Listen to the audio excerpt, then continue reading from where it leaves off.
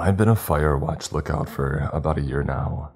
I spend most of my life alone in a small, window-lined one-room shack atop a steel and wood-framed tower in the middle of the Great Smoky Mountains National Park.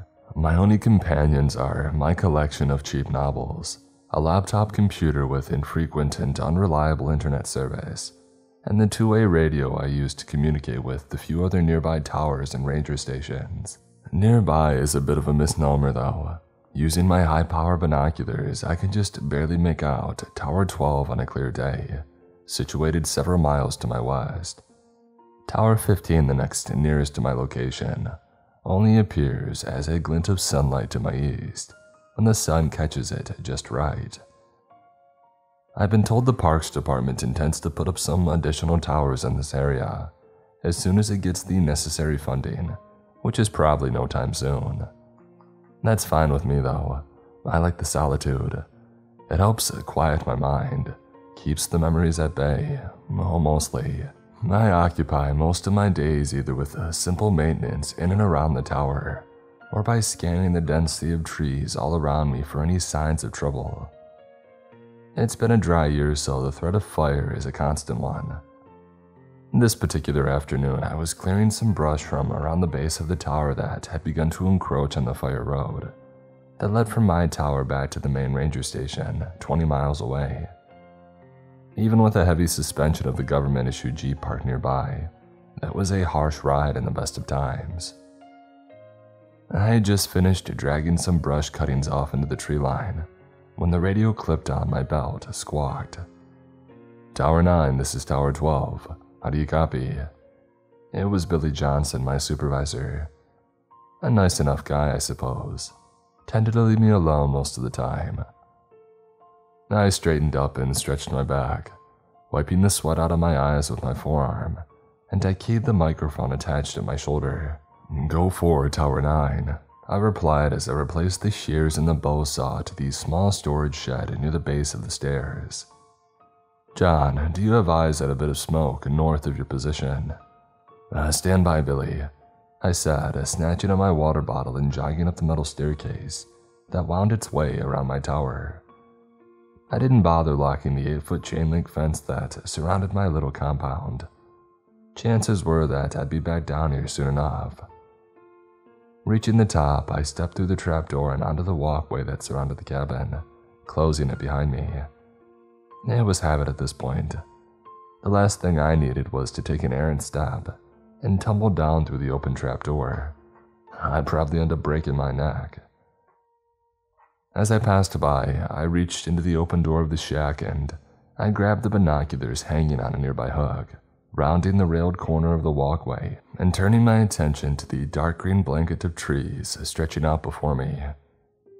I saw the smoke almost immediately. A thin trickle of wispy white haze rose lazily above the canopy some distance off. Probably just some campers, I figured.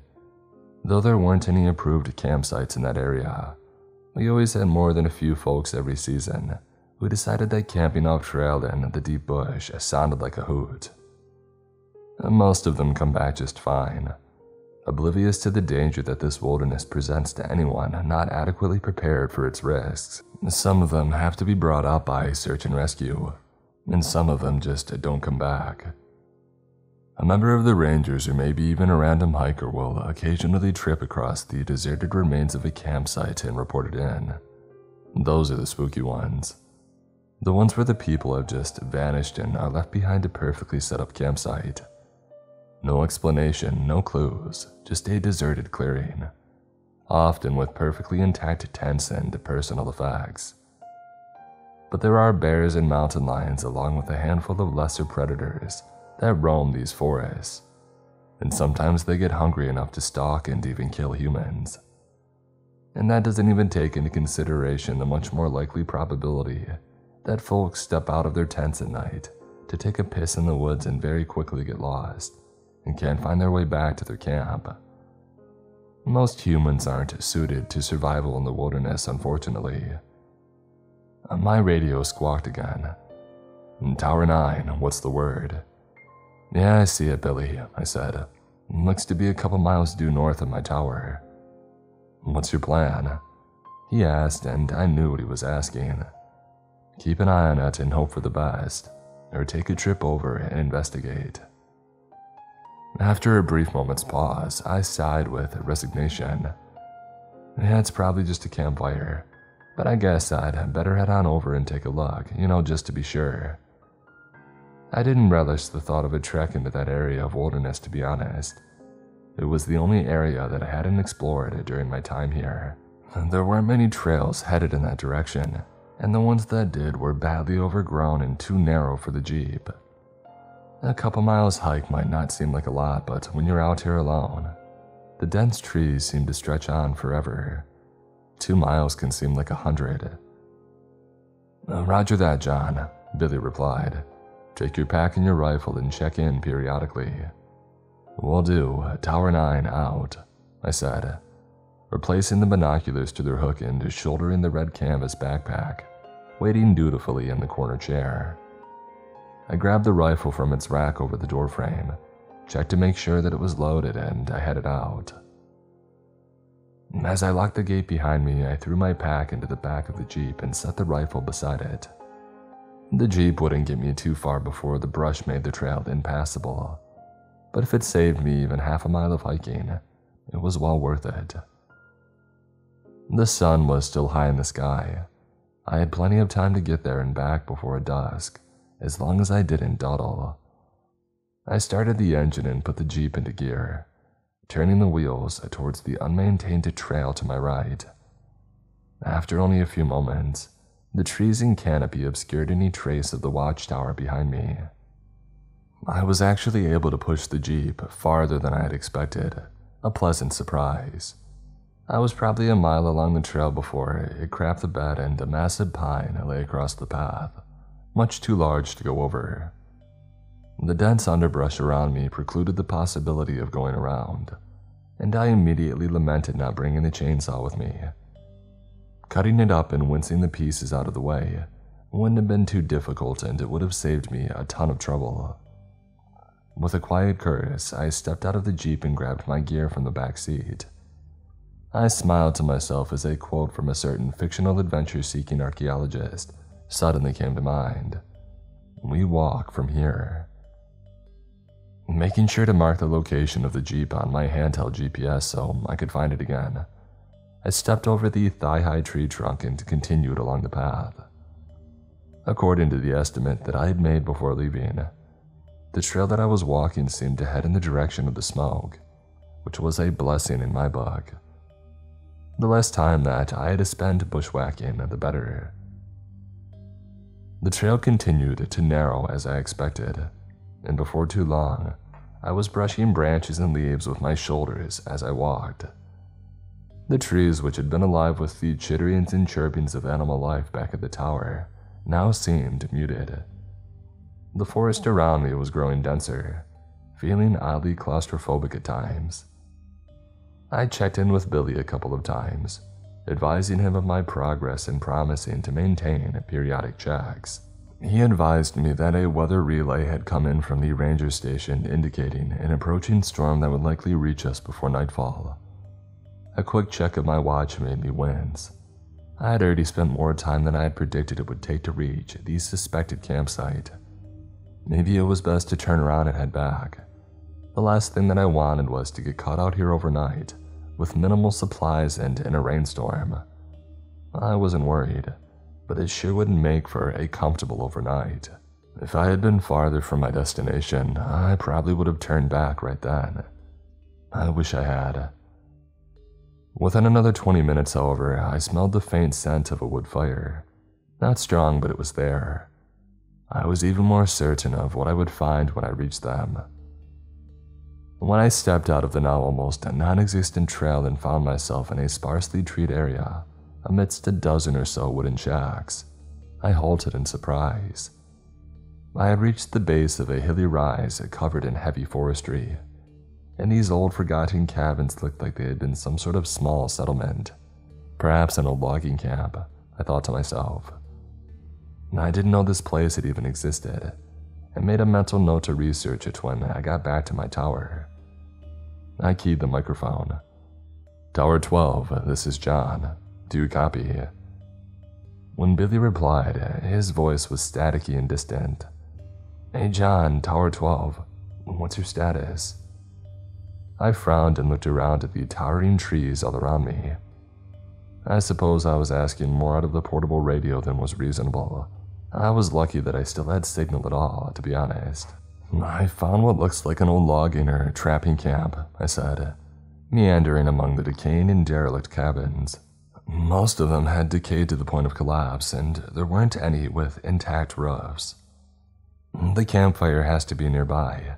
I'm gonna take a look around a bit more. There was an odd pause before Billy spoke again. What's your current location, John? I glanced at my handheld GPS and relayed my position to him. Another pause. John, I think you should probably just turn around and come back. You don't have too many more hours of daylight left, and that storm looks to be getting worse. Something in his voice sounded off, but I couldn't quite place it. Nerves, maybe. I don't think that I can blame him, though. My safety was his responsibility, and the prospect of one of his lookouts being caught out in the storm overnight probably didn't sit well with him. Coincidentally, it didn't sit well with me either, I thought with a smile. You may be right, Billy, I replied, turning around and letting my eyes take in the entirety of the area. I think I'll just head. I stopped as my eyes caught sight of the bright yellow nylon tent, just beyond the last of the structures. Repeat your last, said Billy. I didn't get that. Stand by, Tower 12, I said absently, making my way to what I now realized was a small cluster of 3 modern tents situated around a central fire ring. The fire had been extinguished, but the embers still smoldered lowly, the source of the smoke. I looked around for the campers but didn't see or hear anyone. Sleeping bags and electric lanterns were still in the tents, though I couldn't find any backpacks or supplies. Hello? I called out, turning in a circle and trying to pick out any signs of sounds of human life. I'm with the Forest Service. Is anyone there? Nothing but the muted echo of my own voice. I was about to just dump some dirt on the remaining embers of the campfire and call it a day, when I noticed the narrow footpath heading towards the slope. I could see clearly the recent footprints in the soft dirt, heading away from the camp. I keyed the microphone at my shoulder again. Tower 12, this is John. I found the source of the smoke. It's a campfire, all right. Nothing to be concerned about. Billy answered almost immediately. Roger that, John. Head back home. I paused a moment, curiosity pulling me towards the footpath. I'll be heading back shortly, Billy. I just want to check something out first. I wouldn't screw around out there, John, Billy replied, an edge to his voice. Better head back now so you can beat the storm. His last sentence didn't exactly sound like a suggestion. Something had rattled him. I hesitated before I answered. Acknowledged, I said, knowing full well that I was going to check out the path a bit before heading back. But still, I didn't want to argue with my supervisor about something so silly. Just a quick walk up that path and then I'd be on my way. This path was even less established than the one that I had been on when I discovered the camp, but I could clearly see the prints of the campers in the soft dirt as I went. Before long, I emerged into a small clearing, eyes widening with yet another unexpected discovery. The rough-hewn timber that framed the entryway was set into the near vertical slope of the hill face before me. It created a dark tunnel entrance that had been sealed off with a heavy iron gate many years before, likely by the Park Service, to keep inquisitive hikers from falling to their death in an old abandoned mine shaft. So it had been a mining camp, not a logging camp. Huh. I didn't know there were any mines anywhere near here. Heck, I'm not sure what they would have been mining for anyways. Coal, maybe. Gold? Did they even have gold mines in Tennessee? Who knows? Certainly not me, clearly. Regardless, now that gate stood wide open on its hinges. The remains of a rusted chain and antique padlock laying in the dirt nearby. Heck, no, I couldn't just turn around and leave. Not if these idiot campers had decided it would be fun to explore a closed and restricted mine entrance. Tower 12, this is John, do you read? Billy probably wouldn't be happy that I had continued my exploration after he told me to head back, but there was nothing to do about it now. I wasn't equipped or trained for any sort of cave exploration or rescue. The Rangers had a very specialized team for that sort of thing, but I could at least poke my head inside and see if I could hear the campers, or at least confirm that they actually went inside. No answer from the radio. I tried again, but with the same result. Nothing. I tried a different approach. Tower 15, this is John from Tower 12, do you copy? I said into the radio. I figured that I might be able to get Nathan's attention if I was out of range of Tower 12. There was a burst of static that sounded like it might have contained a hint of a human voice, but it was too distorted and distant to make anything out. There was only a moment of indecision before I made up my mind. I knew that it was reckless to go into the mine, especially when my supervisor was under the belief that I was currently on my way back to the tower. But I just had this nagging intuition that something might be wrong with this whole situation. Maybe somebody was hurt and in need of help. I couldn't just leave them there, knowing that I might be their only chance of rescue. In retrospect, I should have turned back and called it into the ranger station. They could have mobilized the search and rescue team that specialized in cave rescues. I should have, but I didn't. I pulled my powerful LED flashlight from my pack and turned it on, and headed into the pitch-black darkness of the mine entrance. The walls and floor had been smoothly carved many years ago, which made my footing uneventful, and the tunnel itself was mostly a straight shot. Several times during the first few minutes, I turned back to watch the bright square of daylight at the entrance gradually shrink to a pinpoint of light. By the time that I had taken the first dog-leg turn of the tunnel, I was in complete darkness. It was a very strange feeling, oppressive almost.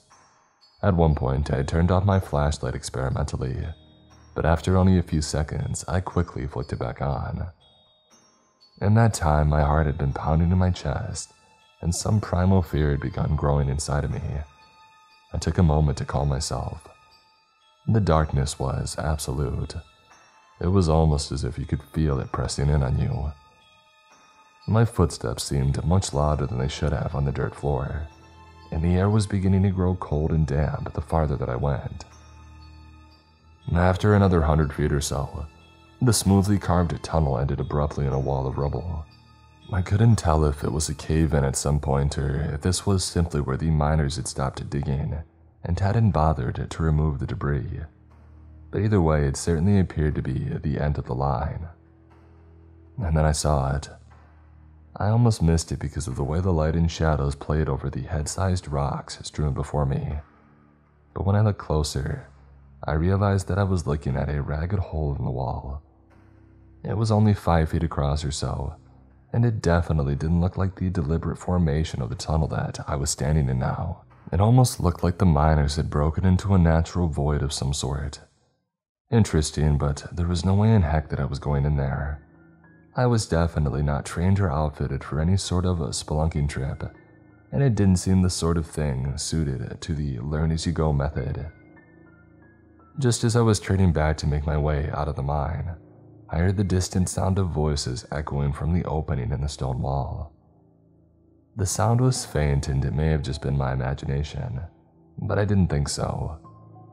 "Hello," I called, pressing my face into the black abyss of the hole. "Can you hear me?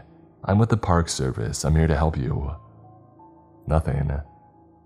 The air from beyond the breach was cold and it smelled stale, old, wrong. It felt as if I didn't belong here. None of us did.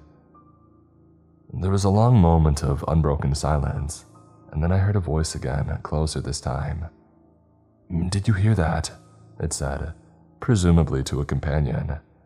It sounded like a young woman, nervous, uncertain. "Hello, is someone there?"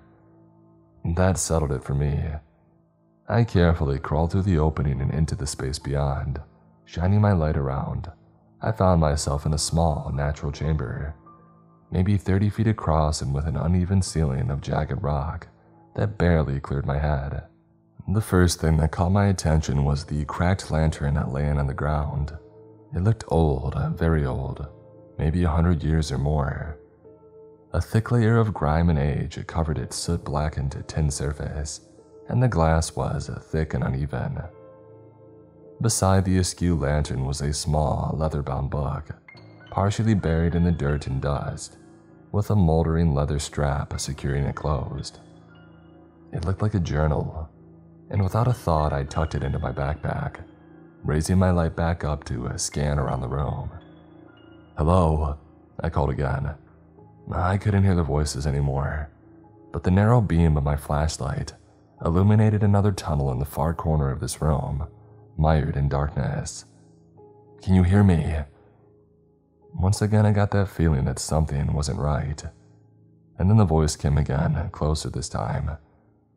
"Did you hear that? Hello, is someone in there?"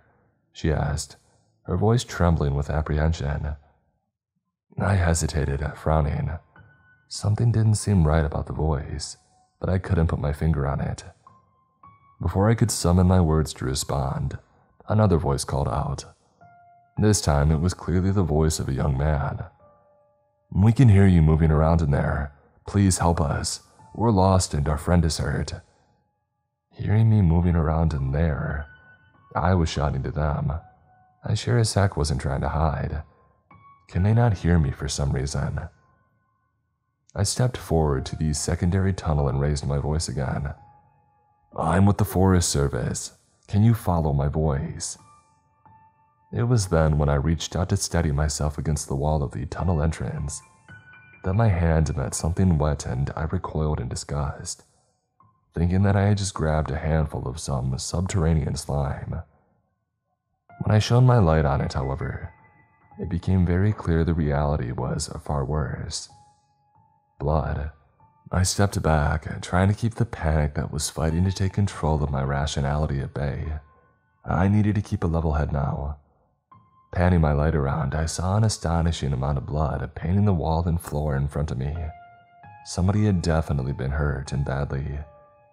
With blood loss like this, I wasn't sure that I'd be able to stabilize them long enough to get rescue in here.